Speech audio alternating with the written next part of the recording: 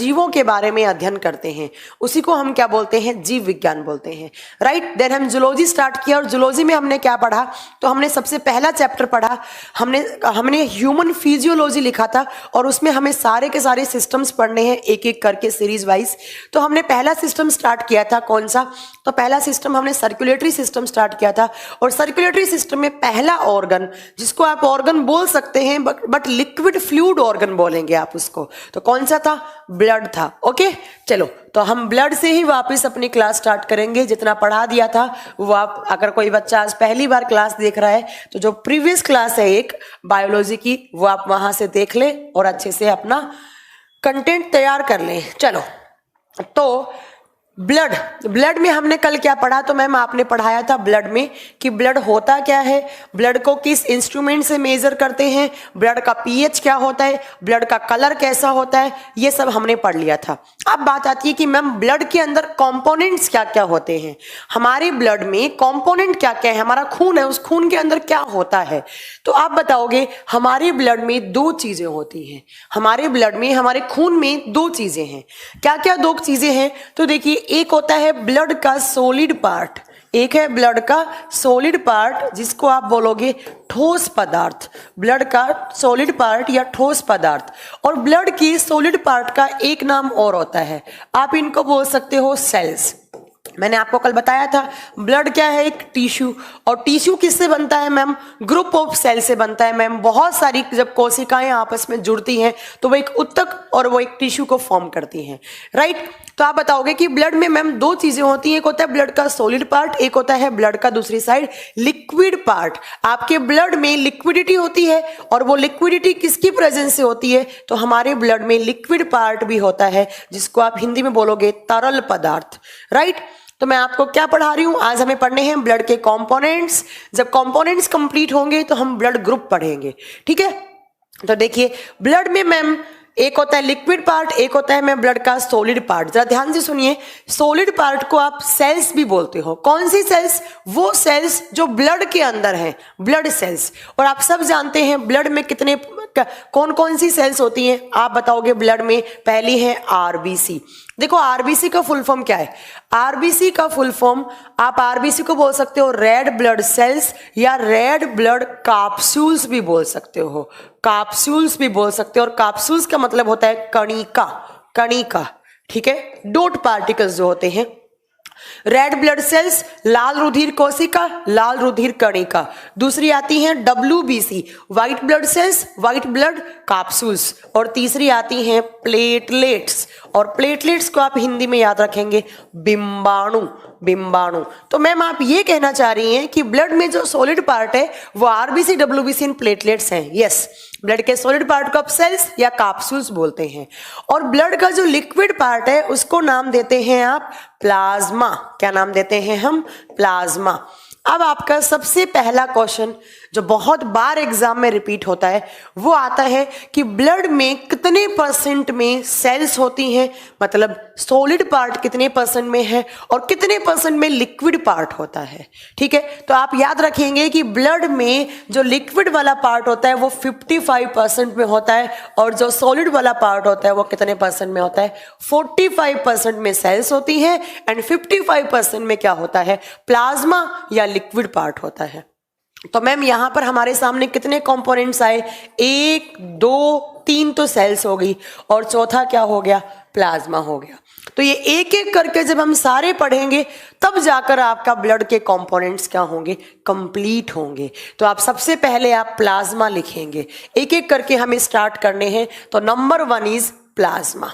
तो एक नंबर पे लिखेंगे आप प्लाज्मा, और प्लाज्मा को हिंदी में प्लाज्मा ही कहा जाएगा। सबसे पहला पॉइंट मैंने बता दिया है, ये ब्लड का कौन सा पार्ट है मैम, ये ब्लड का लिक्विड पार्ट है या आप इसको क्या बोलोगे, तरल पदार्थ है। लिक्विड पार्ट या ये तरल पदार्थ है हमारे खून का, ठीक है। तो इट इज लिक्विड पार्ट या आप बोलोगे ये है तरल पदार्थ है। और कितने परसेंट में है आप आगे लिख सकते हो, इन 55%, इन 55%। ये तो बात हो गई। नेक्स्ट आपसे क्वेश्चन पूछा जाएगा प्लाज्मा का कलर कैसा होता है, प्लाज्मा का रंग कैसा होता है। तो जो प्लाज्मा है ना वो लाइट येलो कलर का होता है, लाइट येलो कलर, हल्के पीले रंग का होता है, हल्का पीला रंग होता है प्लाज्मा का। अब याद कीजिए मेरी कल की क्लास, मैंने आपको कल बताया था कि जब भी हम हमारे बॉडी में कुछ भी कलर की बात करेंगे तो वहां पर वो कलर के पीछे रिस्पॉन्सिबल कौन होता है मैम, कलरिंग पिगमेंट होता है। तो अब आपसे एग्जाम में क्वेश्चन पूछा जाएगा कि आपने बिल्कुल सही बोला कि प्लाज्मा का कलर लाइट येलो कलर होता है, हल्का पीला होता है, बट ये किस पिगमेंट की वजह से होता है। तो जरा ध्यान से सुनिए, यहां पर आइए, उस चीज को एक बार भूल जाइए, इस चीज को आपको एक बार भूल जाओ, प्लाज्मा को भूल जाओ, यहां आओ। आप सब जानते हैं हमारे बॉडी में एक ऑर्गन है, कौन सा, लीवर है, यकृत है, सब जानते हैं लीवर होता है। लीवर कहाँ होता है, लेफ्ट में होता है या राइट में होता है, लीवर एक ही होता है और लीवर हमेशा राइट वाले पार्ट में होता है, ठीक है, याद रखिएगा। कहाँ होता है, तो स्मॉल इंटेस्टाइन का एक पार्ट है ड्यूडेनम, उससे कनेक्ट होता है। चलो वो सब बाद की बातें छोड़ दो, ठीक है। यस स्वरप बिड, हाँ आपका क्वेश्चन सही है, मैंने कहा था साइनो का मतलब ही होता है कॉपर, ठीक है। हाँ देखिएगा, जो लीवर है तो लीवर क्या करता है, दो कलर के पिगमेंट बनाता है। ध्यान से सुनना, ये बहुत अच्छा क्वेश्चन बनने वाला है आपका। लीवर दो कलर के पिगमेंट सिक्रीट करता है, कौन कौन सा, नंबर 1 इज बिलीरुबिन पिगमेंट, कौन सा, बिलीरुबिन, बिलीरुबिन। और दूसरी साइड आप लिखोगे जिसका नाम है बिलीवर्डिन। कहना क्या चाह रही हूं मैं, समझ में आ रहा है कुछ, हमारा लीवर दो कलर के पिगमेंट सिक्रीट करता है, दो कलर के पिगमेंट बनाता है, कौन कौन सा, number 1 is bilirubin, number 2 is biliverdin. अब जरा ध्यान से सुनो, ये जो बिलीरुबिन है ये येलो कलर का है, ये पीले रंग का है, और ये पीला रंग किसको देता है, प्लाज्मा को। तो आपका एक क्वेश्चन क्या क्लियर हो गया, जरा ध्यान से सुनिए क्या क्वेश्चन क्लियर हुआ। आपसे पूछे प्लाज्मा का कलर कैसा, आप बताओगे लाइट येलो कलर, किस पिगमेंट की प्रेजेंस से, आप बताओगे the light yellow colour of plasma is due to presence of bilirubin pigment. कौन से पिगमेंट की वजह से, बिलीरुबिन। इसको बनाता कौन है, लीवर। चलो मैम फिर ये किस कलर का होगा, ये होगा ग्रीन कलर का। ये किस कलर का होता है, हरे रंग का। और ये हरा रंग किसको देता है, आप बताओगे हमारे बॉडी में एक जूस बनता है, कौन सा जूस, बाइल जूस। और बाइल जूस को हिंदी में बोलते हैं पित्त रस, पित्त रस। तो आपके दो क्वेश्चंस एग्जाम के लिए इंपॉर्टेंट है। पहला आपसे पूछे प्लाज्मा का हल्का पीला रंग किस पिगमेंट की वजह से, due to presence of bilirubin.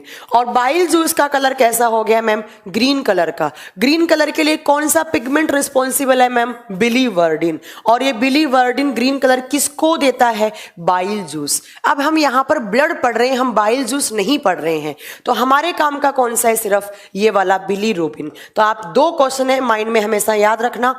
एक बात मैं और बता दूं, देखिए अगर ये बिलीरुबिन सही अमाउंट में बन रहा है तो आपकी प्लाज्मा को कैसा कलर देगा, लाइट येलो कलर, हल्का पीला रंग देगा। आपने एक बीमारी का नाम सुना है, जॉइंडिस पीलिया, नाम सुना होगा ना आपने, जॉइंडिस पीलिया। हाँ पीलिया, पीलिए में क्या होता है, आपने देखा होगा पीलिए में हमारे नाखून पीले हो जाते हैं, हमारी आंखों में पीलापन आ जाता है, हमारी स्किन पीली पड़ने लग जाती है। तो जब ये बिलीरुबिन ज्यादा बनता है, जब इसका प्रोडक्शन ज्यादा होता है तो हमें कौन सी बीमारी होती है, हमें जॉइंडिस या पीलिया होता है। तो कभी आपसे एग्जाम में पूछ लिया जाए कि किस पिगमेंट की वजह से हमें जॉइंडिस होता है, आप बताएंगे excess amount of bilirubin is caused jaundice. Bilirubin के अत्यधिक मात्रा में बनने पर हमें पीलिया नामक बीमारी हो जाती है।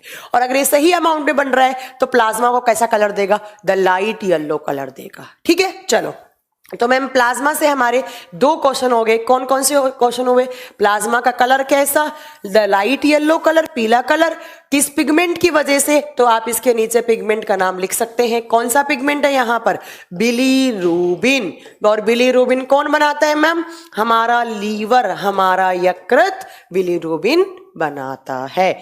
अब बात आती है नेक्स्ट बात क्या आई, नेक्स्ट आया कि हमारा जो प्लाज्मा है उसका कलर पता लग गया, लिक्विड पार्ट है, और कलर किसकी वजह से है ये भी पता लग गया।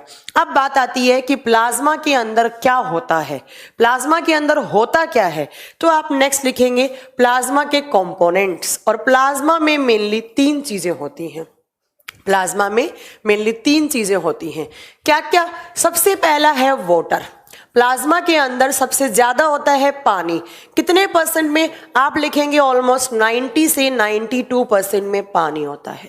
अच्छा, कभी कभी बुक्स में 90% लिखा होता है, कभी कभी बुक्स में 92 लिखा होता है, तो आपको कोई बॉदर करने की रिक्वायरमेंट नहीं है, आप 92% वाला सही कर सकते हैं।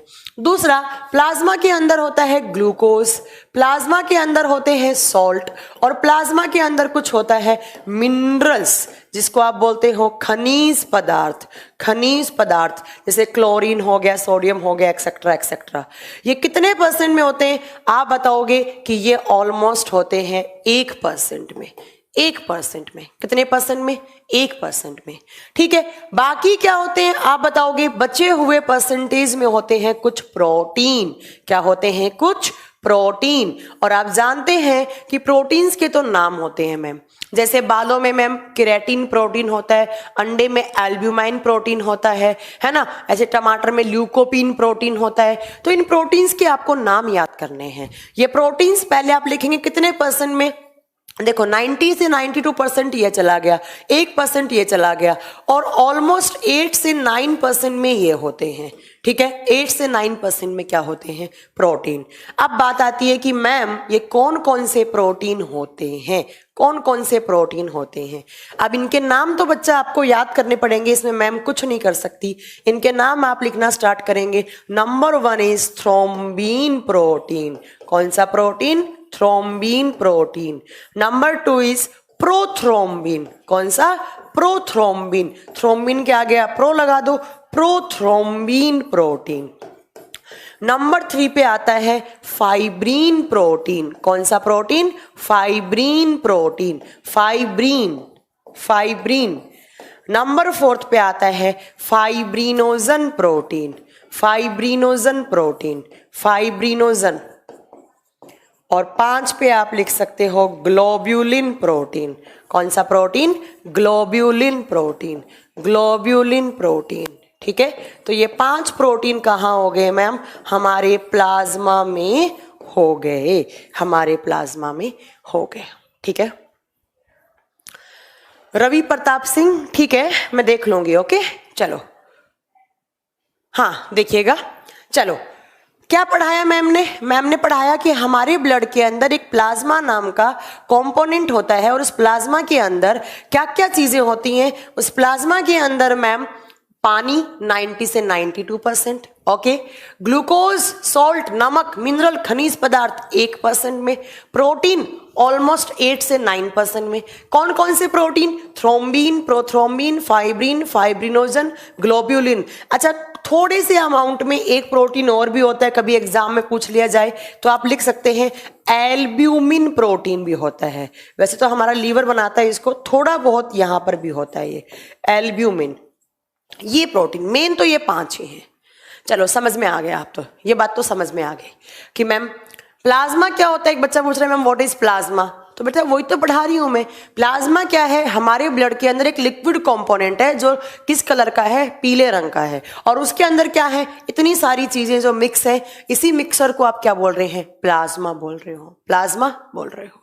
ठीक है, स्किन में कौन सा प्रोटीन होता है? कोलेजिन प्रोटीन होता है। प्रतीक चौहान, जो पढ़ाया जा रहा है ब्लड की बात हो रही तो आप ब्लड ही पढ़े, आप वहां पर ना ज्यादा मत चलें, आगे मत चलें, आगे पढ़ाऊंगी मैं आपको स्किन में कौन सा होता है। ठीक है, चलो अब बात आती है कि मैम प्लाज्मा का फंक्शन क्या होता है, प्लाज्मा का काम क्या होता है। जरा ध्यान से सुनिएगा कि प्लाज्मा का काम क्या होता है। प्लाज्मा का काम क्या होता है? Functions of plasma. पहला काम देखो, यहां पर आओ, पहला काम क्या होता है प्लाज्मा का? पहला काम, प्लाज्मा के पास क्या है मैम? पानी है। और आप सब जानते हैं हमारे बॉडी की ग्रोथ और डेवलपमेंट के लिए पानी चाहिए ही चाहिए। आप सबने सुना होगा जल ही जीवन है, जल ही जीवन है। और आप जानते हैं जल ही जीवन क्यों है? पानी हमारे बॉडी में बहुत सारे काम करता है। लाइक आपने स्कूल से पढ़ते आ रहे, water is a universal solvent, water is a universal solvent. पानी एक सर्व विलायक है, सब कुछ कहाँ घुल जाता है? पानी के अंदर। तो हमारे बॉडी में एज ए सॉल्वेंट की तरह पानी काम करता है। नेक्स्ट, पानी का काम हमें डिहाइड्रेशन से बचाता है। नेक्स्ट, हमारे बॉडी के टेम्परेचर को रेगुलेट करता है, शरीर के तापमान को संतुलित करा के रखता है।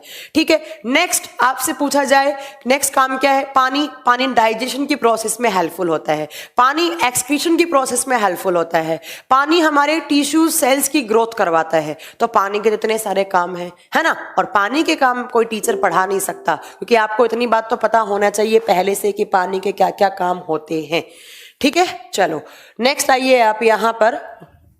हाँ, अब बात आती है मैम कि जो 1% में ये ग्लूकोज सोल्ट मिनरल है, इनका काम क्या होता है? आप याद रखिएगा जो सोल्ट और मिनरल्स होते हैं ना, जो खनिज पदार्थ और जो आपका नमक होता है, वो आपके बॉडी के टेम्परेचर को रेगुलेट करने में काम आते हैं। जितने भी हमारे बॉडी में आयंस होते हैं ना, आयंस जैसे कैल्शियम, मैग्नीशियम, फॉस्फोरस, सॉल्ट हो गया, सोडियम क्लोराइड हो गया, ये सब हमारे बॉडी में क्या करते हैं? आयंस। पूरे शरीर में लगभग कितना % पानी है? तो हमारे बॉडी में 70% पानी होता है बच्चा। ठीक है, तो आप याद रखिएगा कि आयंस जो होते हैं, तो प्लाज्मा बेसिकली क्या काम करता है? प्लाज्मा का एक मेन काम होता है हमारे बॉडी के टेम्परेचर को रेगुलेट करना। पहला काम आप यहां पर क्या लिख सकते हैं? It regulate body temperature. यह हमारे शरीर के तापमान को संतुलित करके रखता है, यह हमारे शरीर के तापमान को संतुलित करके रखता है। चलो, पहला काम हो गया। दूसरा काम देखो, दूसरा पानी और इन आयंस ने मिलकर ये काम कर दिया। अब मैम यहां पर ग्लूकोज है, ग्लूकोज है। अब इस ग्लूकोज को समझने के लिए आपको एक छोटा सा कॉन्सेप्ट समझना पड़ेगा। जरा ध्यान से सुनिए। आप सब जानते हैं हमारे बॉडी में ग्लूकोज होता है, अगर नहीं जानते तो अभी ध्यान से सुन लीजिए। देखो, ग्लूकोज का फॉर्मूला क्या होता है? आप जानते होंगे ग्लूकोज इज ए कार्बोहाइड्रेट। और कार्बोहाइड्रेट कौन सी? मोनोसैकेराइड। मोनोसैकेराइड क्या होता है? ऐसी सैकेराइड जिसमें कार्बन, हाइड्रोजन और ऑक्सीजन का जो एलिमेंट्स हैं उनका अनुपात 1:2:1 हो। ठीक है, जरा ध्यान से सुनिएगा ये कॉन्सेप्ट, कमेंट करने में ध्यान मत दो यहां पे। ठीक है। ग्लूकोज, अब ग्लूकोज कहाँ होता है? आप बताओगे हमारे ब्लड में होता है, इसलिए ग्लूकोज का दूसरा नाम होता है ब्लड शुगर। आपसे कभी एग्जाम में क्वेश्चन पूछा जाए कि ब्लड में पाए जाने वाली शुगर या शर्करा कौन सी है, आप क्या बताओगे? ग्लूकोज है। इस ग्लूकोज का मैम काम क्या होता है? ये ग्लूकोज क्या काम करता है? तो जरा ध्यान से सुनिए। ये ग्लूकोज है हमारे बॉडी में। ग्लूकोज कहाँ से आता है? जितने भी हम न्यूट्रिएंट्स लेते हैं बाहर से, जो हम खाना खाते हैं, उससे हमारे बॉडी में ग्लूकोज बनता है। ठीक है। अब क्या होता है? इस ग्लूकोज का बाहर से जो हम एयर ले रहे हैं, बाहर से जो हवा ले रहे हैं, उस हवा से हमारे बॉडी में ऑक्सीजन इस ग्लूकोज के पास जाता है और इस ग्लूकोज का ऑक्सीडेशन कर देता है, इस ग्लूकोज का ब्रेकडाउन कर देता है। आप सब जानते होंगे ऑक्सीडेशन, ऑक्सीकरण किसकी प्रेजेंस में होता है? ऑक्सीजन की प्रेजेंस में होता है। तो जैसे ही ये ऑक्सीजन इस ग्लूकोज को तोड़ता है, इस ग्लूकोज को ब्रेकडाउन करता है इसका, तो यहां पर बनता है कार्बन डाइऑक्साइड प्लस पानी और प्लस यहां पर एनर्जी रिलीज होती है। और ये जो एनर्जी है ना हमारे बॉडी में, इस एनर्जी को नाम दिया जाता है एटीपी। एटीपी का फुल फॉर्म होता है adenosine triphosphate. Adenosine triphosphate same नाम हिंदी में है, एडिनोसाइन ट्राइफॉस्फेट। और ये एटीपी कहां स्टोर होता है? जरा ध्यान से सुनिए। आपने सुना होगा हमारे सेल का एक कंपोनेंट होता है जिसको बोलते हैं आप माइटोकॉन्ड्रिया। क्या बोलते हैं? माइटोकॉन्ड्रिया। और माइटोकॉन्ड्रिया को आप बचपन से पढ़ते आ रहे हैं, हम इसको क्या बोलते हैं? Powerhouse of cell. क्या बोलते हैं? Powerhouse of cell. कोशिका का पावर हाउस, उसके पास पावर है। पावर किसकी फॉर्म में? उसके पास एनर्जी है। भाई एनर्जी है तो उसके पास पावर है, और एनर्जी किसकी फॉर्म में? एटीपी की फॉर्म में। और ये माइटोकॉन्ड्रिया किसका कंपोनेंट होता है? सेल का। और कल की क्लास याद करो, मैम ने बताया था सेल से क्या बनते हैं? टिश्यू, उत्तक बनते हैं, और टिश्यू से क्या बनते हैं, ऑर्गन, और ऑर्गन से क्या बनते हैं, ऑर्गन सिस्टम, और ऑर्गन सिस्टम से क्या बनता है, हमारा बॉडी बनता है। ठीक है, तो जरा ध्यान से सुनिए मैम क्या बताना चाह रही है यहाँ पर। मैम ये बताना चाह रही है कि जो ग्लूकोज है इसके ऑक्सीडेशन से, इस ग्लूकोज के टूटने से कार्बन डाइऑक्साइड, पानी और एनर्जी रिलीज होता है, और ये एनर्जी हमारी सेल्स का जो माइटोकॉन्ड्रिया है उसके अंदर स्टोर होता है। अब माइटोकॉन्ड्रिया के पास एनर्जी है तो उसको एनर्जी हाउस या पावर हाउस, कोशिका का ऊर्जा घर भी कह सकते हैं आप। और अगर सेल्स के पास एनर्जी है, अगर कोशिकाओं के पास एनर्जी है तो मैम टिश्यूज काम करेंगे, टिश्यूज के पास एनर्जी है तो मैम ऑर्गन्स काम करेंगे, ऑर्गन्स के पास है तो ऑर्गन सिस्टम के पास, और ऑर्गन सिस्टम के पास है तो हमारे पूरे बॉडी के पास एनर्जी है। अब मैं आपको क्या बताना चाह रही थी वो जरा ध्यान से सुनो। मैंने कहा कि हमारी सेल्स, मैम आप ये कहना चाह रही हैं कि हमारी सेल्स को ग्लूकोज की रिक्वायरमेंट होती है। यस, बिल्कुल, मैं आपको कहना चाह रही हूं कि हमारी सेल्स के पास ग्लूकोज होना चाहिए। तो मैम ये ग्लूकोज, इतनी सारी सेल्स हैं हमारे बॉडी में, ट्रिलियन सेल्स होती हैं, उन सेल्स तक ये ग्लूकोज कौन पहुंचाता है, उन सेल्स तक ये ग्लूकोज कौन पहुंचाता है? तो आप बताएंगे कि उन सेल्स तक ग्लूकोज हमारा प्लाज्मा पहुंचाता है। तो यहां पर मैं लास्ट स्लाइड में वापस आना चाहूंगी और यहां पर एक पॉइंट ऐड करना चाहूंगी। मैंने आपको यहां पर बताया क्या, देखो यहां पर प्लाज्मा का फंक्शन। तो मैम आप ये कहना चाह रही हैं कि ये प्लाज्मा किसका कंपोनेंट है, ब्लड का। जब ब्लड सर्कुलेट हो रहा है, जब ब्लड घूम रहा है हमारे शरीर में, तो साथ में क्या घूम रहा है, प्लाज्मा भी घूम रहा है। और जब प्लाज्मा घूमेगा तो साथ में क्या घूमेगा, ग्लूकोज घूमेगा। और ग्लूकोज किसके पास जाएगा, सेल्स के पास। और जो ग्लूकोज सेल्स के पास जाएगा तो सेल्स के पास क्या आएगी मैम, एनर्जी आएगी। तो मैम आप ये कहना चाह रही हैं कि प्लाज्मा का दूसरा काम आप यहां लिखना चाह रही हैं कि transfer glucose to the cells. Yes, बिल्कुल मैं यही लिखना चाह रही हूं, transfer glucose to the cells. Hindi में आप क्या लिखेंगे, यह है हमारी कोशिकाओं, या आप लिख सकते हो ऑर्गन्स, या आप लिख सकते हो क्या, टिश्यूज लिख सकते हो आप। तो लिखेंगे यह ग्लूकोज को कोशिकाओं तक पहुंचाता है, ग्लूकोज को कोशिकाओं तक पहुंचाता है। राइट, तो दो काम आपको समझ में आ गए। क्या क्या काम समझ में आए? तो मैम पहला काम, इस प्लाज्मा के अंदर आयंस हैं, इस प्लाज्मा के अंदर हमारे मिनरल्स हैं, और मिनरल्स और आयंस और सॉल्ट हमारे बॉडी का टेम्परेचर रेगुलेट करने का काम करते हैं। पानी भी हमारे बॉडी का टेम्परेचर रेगुलेट करने का काम करता है। तो प्लाज्मा का पहला फंक्शन क्या हो गया ma'am, it regulate human body temperature, है ना, मतलब बॉडी के तापमान का संतुलन बनाए रखना। दूसरा आप बताएंगे हमारे ऑर्गन्स की जो सेल्स हैं उनको एनर्जी की रिक्वायरमेंट होती है, और एनर्जी कब बनती है, जब ग्लूकोज का ब्रेकडाउन ऑक्सीजन करता है तब एनर्जी बनती है। और ग्लूकोज को हमारी सेल्स तक पहुंचाता कौन है, तो आप बताएंगे प्लाज्मा। तो दूसरा आप ये समझ में आ गए। ठीक है, तीसरा फंक्शन समझो। यहां पर मैंने कल आपको बताया था कि हमारे खून का पीएच कितना होता है, मैम आपने बताया था 7.4 होता है। और मैं आपको बता दूं कि खून का पीएच 7.4 का मतलब है 7.4, ना इससे कम होना चाहिए ना इससे ज्यादा होना चाहिए। अगर ज्यादा होगा तो कौन सी प्रकृति बढ़ जाएगी मैम, क्षारीय प्रकृति बढ़ जाएगी। और अगर कम होगा तो कौन सी प्रकृति बढ़ जाएगी मैम, अम्लीय प्रकृति बढ़ जाएगी। तो मैम आप ये कहना चाह रही हैं कि हमारे ब्लड का पीएच ना एसिडिक होना चाहिए, ना ज्यादा एसिडिक, ना ज्यादा बेसिक होना चाहिए। वो कितना होना चाहिए, वो स्लाइटली बेसिक होना चाहिए, मतलब 7.4 होना चाहिए। और 7.4 का मतलब है 7.4। तो ब्लड का पीएच इतना होगा तो इसको रेगुलेट कौन करता है, तो आप क्या बताओगे, प्लाज्मा। ये प्लाज्मा का मेन काम होता है। आपसे एग्जाम में क्वेश्चन पूछे कि ह्यूमन ब्लड का पीएच रेगुलेट कौन करता है, आप क्या कौन बताओगे, प्लाज्मा। तो यहां पर तीसरा फंक्शन आप क्या लिखोगे, it regulate the pH of blood, the pH of blood. यह हमारे खून के पीएच के मान को संतुलित करके रखता है। कितने काम बता दिए मैम ने, 3। पहला कौन सा, बॉडी टेम्परेचर, दूसरा ब्लड का टेम्परेचर, तीसरा ग्लूकोज को ट्रांसफर करना। चलो मैम ये तीनों याद हो गए। अगर नहीं याद हुए तो भी कोई बात नहीं, अब आओ चौथे काम पे। मैम आपने प्लाज्मा के अंदर इनका काम बता दिया, इनका काम बता दिया, ये प्रोटीन क्या काम करते हैं, ये प्रोटीन का काम क्या होता है? तो ये जो प्रोटीन है ये करवाते हैं ब्लड का क्लोटिंग। ये क्या करवाते हैं? ब्लड क्लोटिंग करवाते हैं। आप हिंदी में लिखोगे ये रुधिर का थक्का जमाने में सहायक हैं, ये रुधिर का थक्का जमाने में सहायक हैं। अब मैम ये ब्लड क्लोटिंग क्या होता है? ब्लड क्लोटिंग क्या होता है? रुधिर का थक्का जमना क्या होता है? ये आपका प्लाज्मा का 4 नंबर का फंक्शन है, चौथा काम। अब ब्लड क्लोटिंग क्या होता है उसको समझने के लिए यहां पर आइए। मेरी उंगली में, मेरी उंगली मतलब फिंगर में कोई मेरा कट लग गया, मान लो इस उंगली मेरे कट लग गया, चोट लग गई। चोट लगने से क्या होगा? मेरी इस उंगली से ब्लीडिंग होगी बाहर।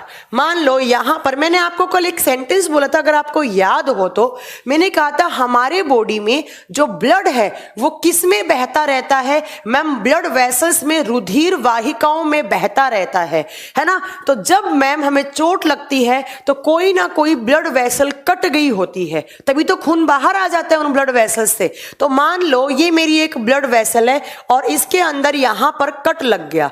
कट लगने से जो खून ऐसे जा रहा था मैम, जो खून ऐसे जा रहा था वो ऐसे बाहर आने लग गया और मुझे क्या होगा? मेरे को ब्लीडिंग होने लग जाएगी, मेरा खून बाहर आने लग जाएगा।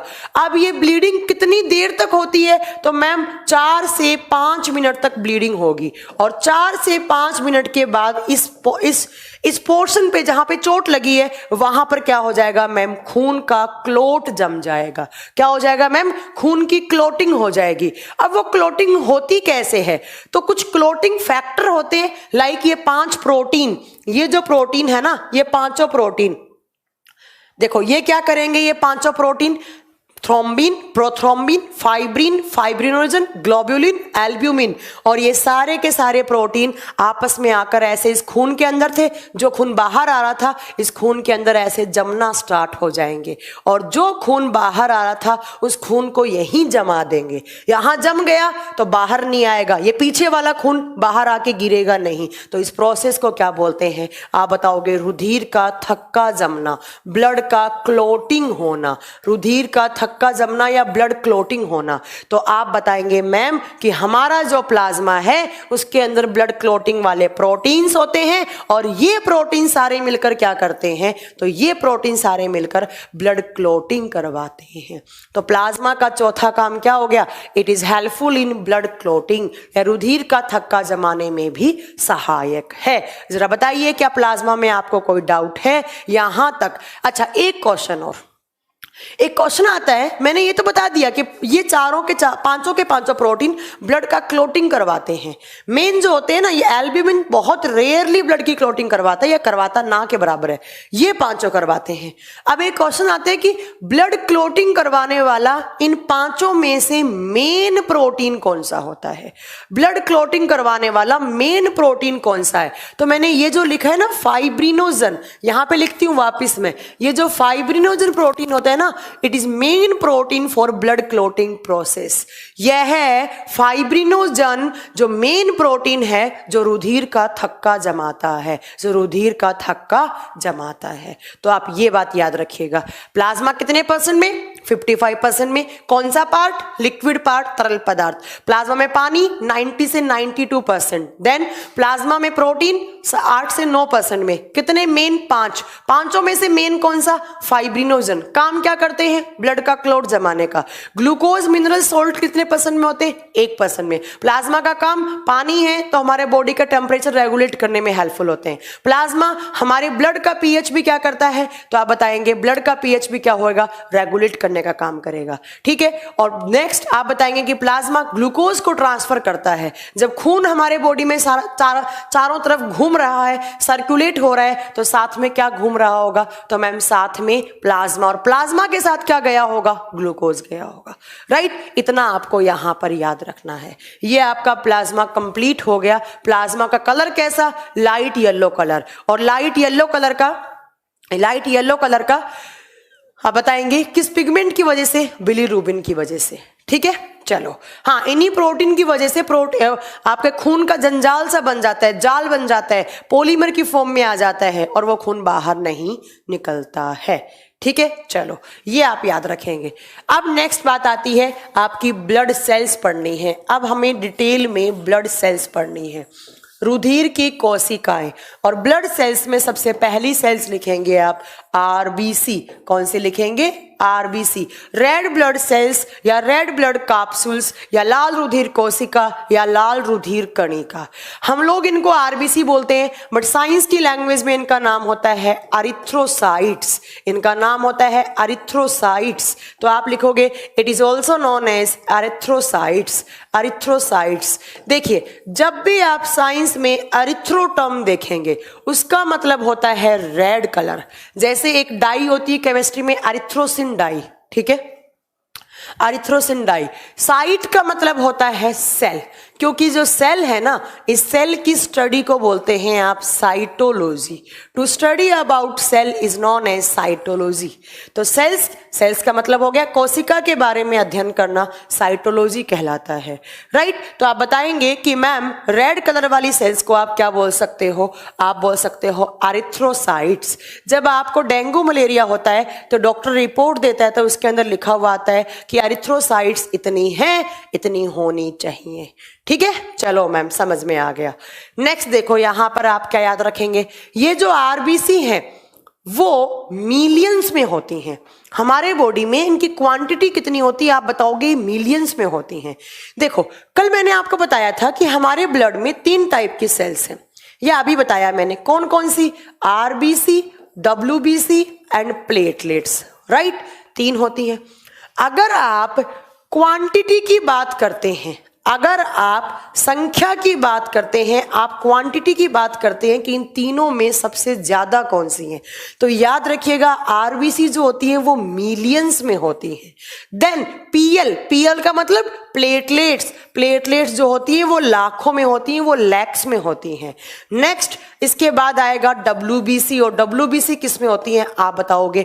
थाउजेंड्स में होती हैं, थाउजेंड्स में होती हैं, ठीक है। तो आप बताएंगे कि हमारे ब्लड में सबसे ज्यादा सेल्स कौन सी हैं? आरबीसी, और सबसे कम कौन सी हैं? डब्ल्यूबीसी। 2 क्वेश्चन आपके बन गए, सबसे ज्यादा आरबीसी, सबसे कम कौन सी? डब्ल्यूबीसी।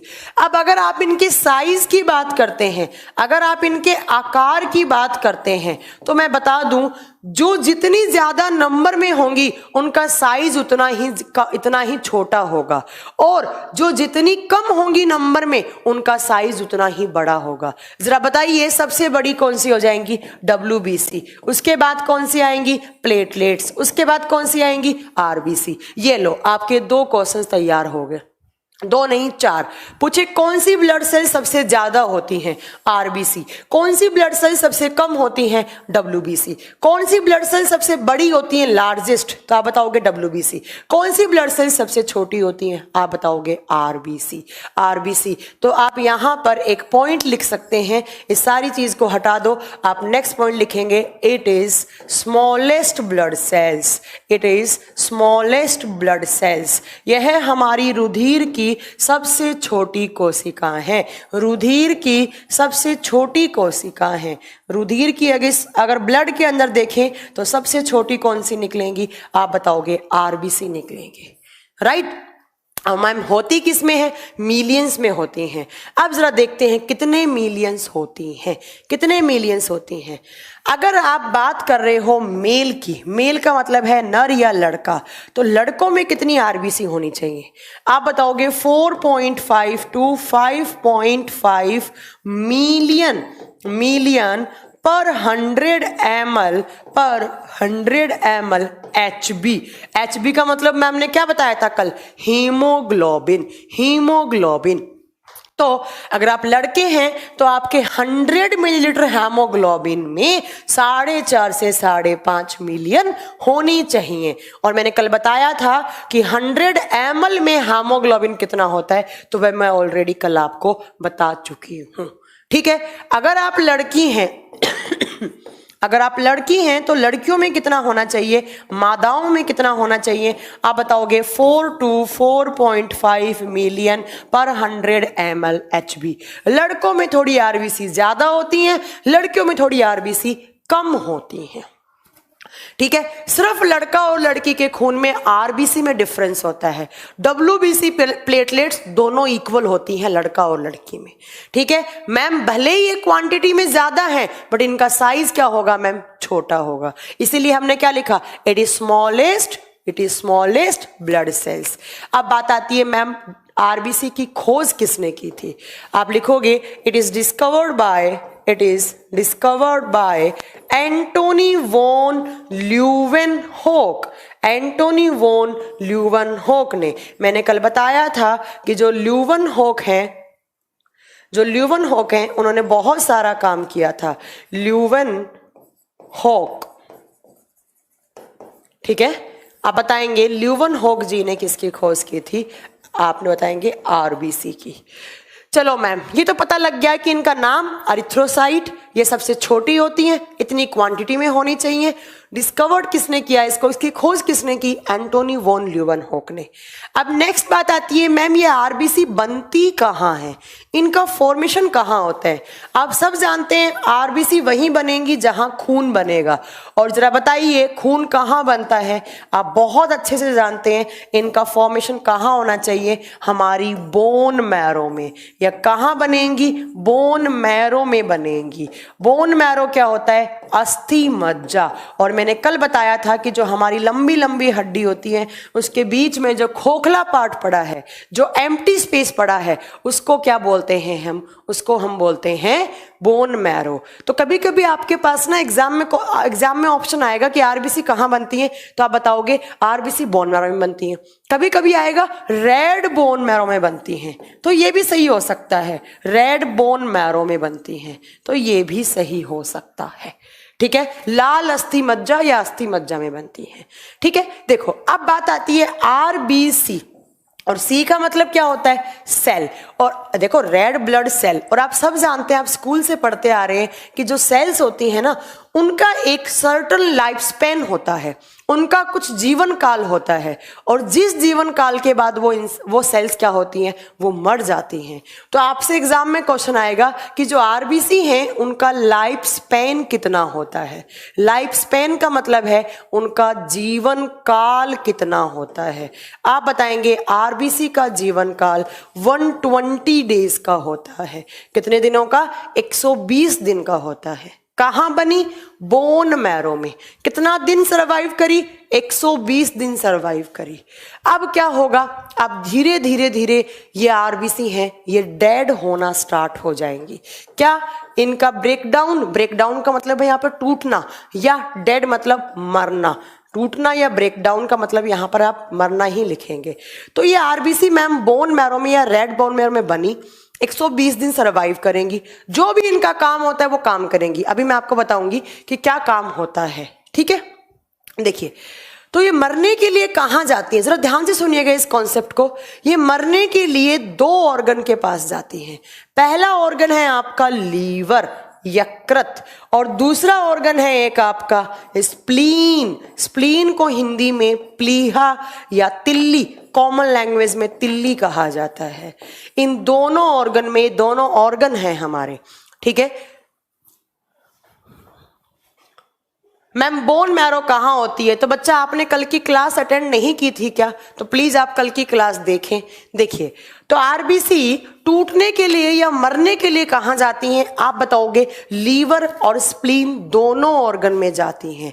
इसीलिए लीवर और स्प्लीन दोनों ऑर्गन्स को कहा जाता है graveyard of RBC. Graveyard of RBC, Hindi में बोलेंगे आरबीसी का कब्रिस्तान। जैसे कब्रिस्तान में मरे हुए लोगों को लेकर जाते हैं, वैसे आपकी आरबीसी आकर कहां मर जाती हैं, लीवर और स्प्लीन दोनों में मर जाती हैं। बट यहां पर थोड़ा सा ट्विस्ट है, जरा ध्यान से सुनिए। लीवर में तो बहुत कम मरती हैं, बट स्प्लीन में बहुत ज्यादा बनती हैं। ठीक है, लीवर में बहुत कम मरती हैं, बट स्प्लीन में बहुत ज्यादा मरती हैं। इसीलिए कुछ बुक्स में लिखा हुआ होता है ओनली स्प्लीन। देखो आपसे एग्जाम में क्वेश्चन पूछा कि ग्रेवयार्ड ऑफ आरबीसी किसको बोलेंगे। अगर ऑप्शन में हुआ लीवर, मान लो ये क्वेश्चन आ गया आपके पास, लीवर, दूसरा हो गया यहां पर ब्रेन, तीसरा हो गया यहां पर थाइमस ग्लैंड, है ना, और चौथा हो गया नन, मतलब कोई भी नहीं है इनमें से ऑप्शन। तो अगर अकेला ऑप्शन में लीवर है तो जरा बताइए आप किसको सही कर देंगे? लीवर को सही कर देंगे। बट मैम यहां पर लीवर की जगह आ गया स्प्लीन, तो हम यहां पर क्या कर देंगे? स्प्लीन को सही कर देंगे, प्लीहा को सही कर देंगे। बट मैम अगर किसी ऑप्शन में दोनों आ गए लीवर और स्प्लीन, तो आप अगर बोथ वाला ऑप्शन है तो आप बोथ सही करेंगे। अगर बोथ नहीं है तो क्या करेंगे मैम? तो आप स्प्लीन को सही करेंगे। क्यों? क्योंकि मैम ज्यादा कहाँ मरती हैं, तो आप क्या बताएंगे? ज्यादा कहाँ मरती हैं? स्प्लीन में मरती हैं, इसलिए। ठीक है, चलो ये आप इतनी बात याद रखेंगे कि मैम आरबीसी बोन मैरो में बनी, बोन मैरो में बनने के बाद 120 दिन तक सरवाइव करी, 120 दिन तक अपना काम करेंगी, जो भी इनका काम होता है वो करेंगी। काम करने के बाद ये 2 ऑर्गन में जाके मर जाएंगी। कौन कौन सा ऑर्गन? लीवर और स्प्लीन। लीवर में कम मरती हैं, स्प्लीन में ज्यादा मरती हैं, ठीक है। और स्प्लीन और लीवर को ग्रेवयार्ड ऑफ आरबीसी कहा जाता है, ग्रेवयार्ड ऑफ आरबीसी कहा जाता है।